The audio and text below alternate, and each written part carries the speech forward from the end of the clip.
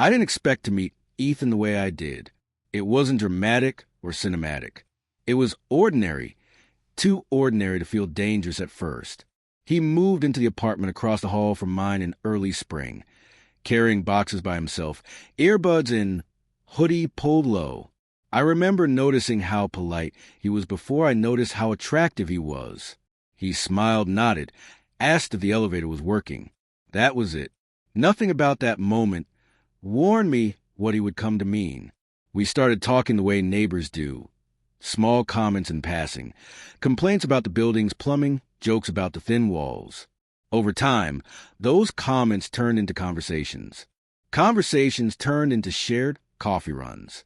Shared coffee turned into late evenings sitting on the steps outside, talking until the air cooled and the city quieted down. Early on, he mentioned his girlfriend, Claire. He said her name casually, without emphasis, like it was a fact that didn't need explaining. She's out of town a lot for work, he told me once, shrugging. So it's just me most of the time. I nodded, even though something in my chest tightened. That should have been the moment I stepped back. He was straight. He was taken.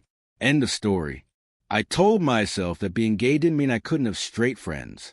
I told myself attraction didn't equal intention. I told myself a lot of things. Ethan never flirted. Not openly. But there was a way he listened that felt different. When I spoke, he didn't just wait for his turn. He stayed with my words, like he was afraid of missing something important. Sometimes I'd catch him watching me instead of whatever we were talking about, his expression thoughtful, almost vulnerable. When I noticed, he'd look away quickly, as if embarrassed by his own attention. The nights got longer. He started knocking on my door when he couldn't sleep. "Just need to clear my head," he'd say. We'd sit on my couch, lights low, talking about everything except what was happening between us. He talked about feeling stuck, about doing everything the way he was supposed to and still feeling restless. I talked about coming out, about how lonely honesty can be even when it's freeing. He never said anything about questioning himself. Not then. He only said, "I feel like you get me," once quietly, staring at the floor. I didn't answer right away. I was afraid if I did, I'd say too much. There were rules I tried to follow. I didn't touch him unless he touched me first, which he rarely did. A shoulder bump, a quick hug hello. Still, every small contact felt louder than it should have. When his arm brushed mine, my heart reacted like it was being called by name. I hated myself a little for noticing things. The way his voice softened with me.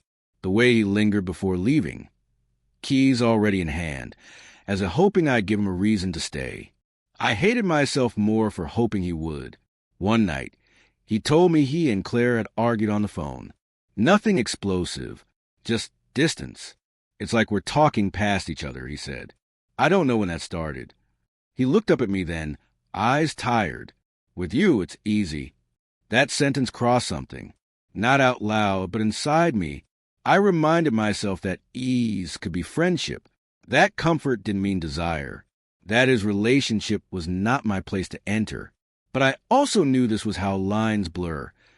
Not all at once, but quietly, until you're standing somewhere you never planned to be. After that night, things shifted. Subtly, but undeniably. His texts became more frequent. He checked in when he didn't have to. If I didn't reply right away, he'd follow up with a joke, then another message, like he didn't want the silence to settle. I started pulling back, answering slower, making excuses.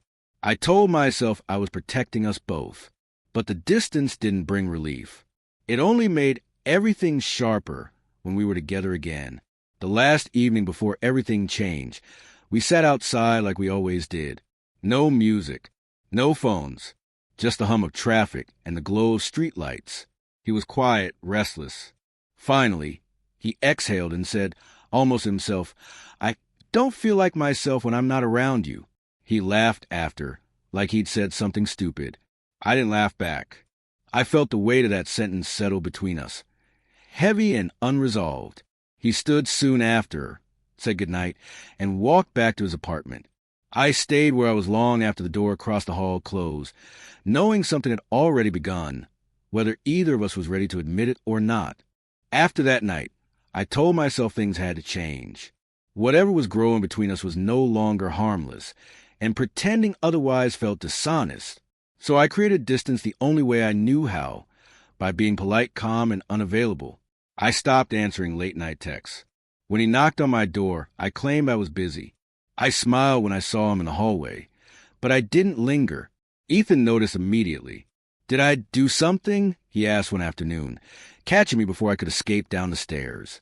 His voice wasn't accusing. It was confused, almost hurt. I shook my head and said no, that work had been overwhelming. It was a half-truth. The real answer sat heavy in my chest, unsaid. He accepted my explanation, but the space between us didn't fix anything. If anything, it made his presence louder in my mind. I thought about him at night, replayed conversations, analyzed pauses.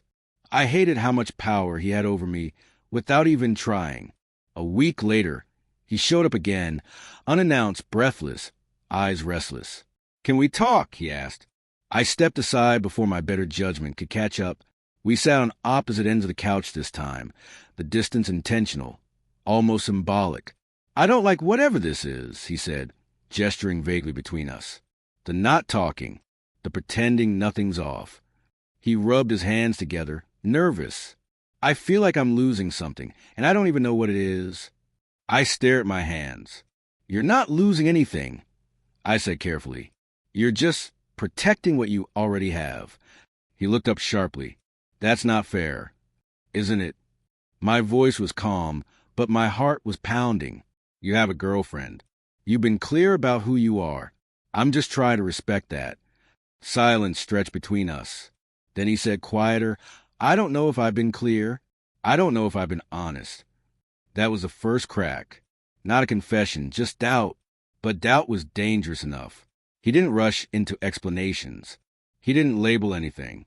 He just talked about feeling disconnected from his own life, about how being with me made him feel present in a way he hadn't felt in years. "It scares me," he admitted, "because I don't understand it." I told him he didn't have to, that not everything needed a name. But even as I said it, I knew we were already crossing lines. Emotional ones. The kind people pretend don't count. When he stood to leave, he hesitated, then pulled me into a hug. It was meant to be brief. It wasn't. His arm stayed around me a second too long. My hands rested against his back before I could stop myself. When we pulled apart, neither of us spoke. He left soon after, and I closed the door with shaking hands. That night, he texted me from across the hall. I shouldn't have done that. I stared at the screen, then replied, "I know," a minute later, "but I don't regret it." Neither did I. That realization terrified me. Over the next few days, everything intensified.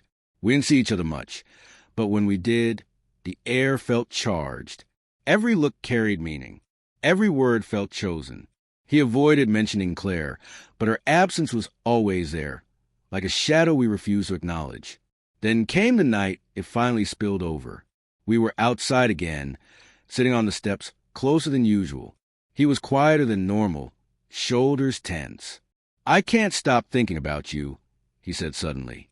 No build-up, no jokes, just truth laid bare. "I've tried. I swear I have."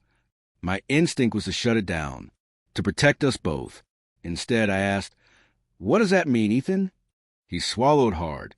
"It means I think something about me isn't as simple as I thought. And I hate that I'm realizing it like this." "With me," I said. He nodded. "With you?" I should have told him to go back inside, to figure his life out without dragging me into it. Instead, I said, "I won't be your secret, and I won't be the reason you hurt someone else." He looked relieved and devastated at the same time. "I know," he said. "That's why I'm pulling away." And he did, for a while. He stopped coming by, stopped texting. I thought that would be the end. Then, late one night, there was a knock at my door. I opened it to find him standing there, eyes red, voice unsteady. "I can't do this alone," he said, "and I can't pretend you don't matter." In that moment, I knew whatever came next would change everything, no matter how careful we tried to be. I didn't answer right away. I stepped back and let him in, But I didn't close the door behind him. Not fully. I needed that reminder that there were still choices left, still exits we could take if we were brave enough. Ethan noticed. His eyes flicked to the door, then back to me. "I'm not asking you to fix this," he said quickly, as if afraid I'd misunderstand. I need to say things out loud. To someone who knows me like this." I nodded and sat across from him, keeping space between us. My chest felt tight, but my voice stayed steady. "Then say them." He took a long breath. "Claire and I talked tonight. Really talked. And I realized how unfair I've been. To her. To you. To myself." His hands trembled slightly as he clasped them together. I didn't cheat physically, but I crossed a line. I know that. Hearing him name it mattered more than I expected. Not as an accusation, but as responsibility. "What are you going to do?" I asked. "I ended it," he said. Not dramatically, not triumphantly, just honestly. Not because of you. Because I've been living half-present for a long time. And that's not love. Relief and guilt tangled inside me. I didn't celebrate. I didn't reach for him. "That doesn't make this simple," I said. "I know," he replied immediately. "That's why I'm here saying this instead of pretending everything's fine." We talked for a long time after that. About fear. About how identity isn't always a straight line. About how attraction can feel like betrayal when it challenges the life you thought you'd have. He admitted he didn't know what loving a man meant for him yet.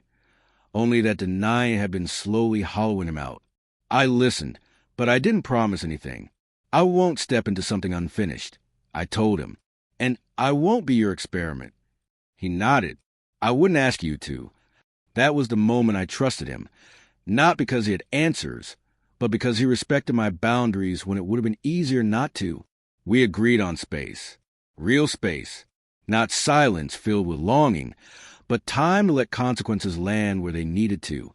The days after were strange. Lighter, in some ways.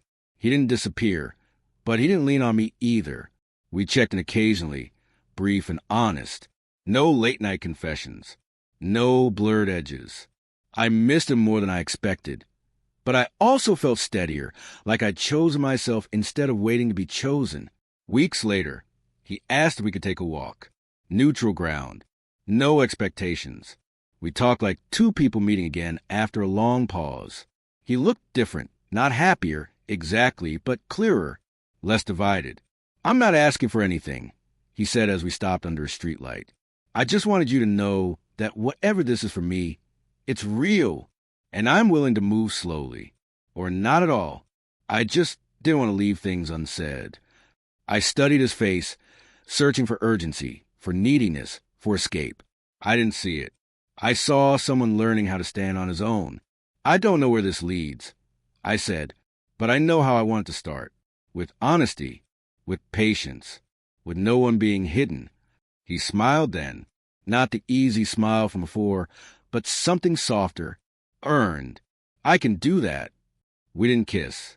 We didn't make promises. We walked a little longer, then went our separate ways.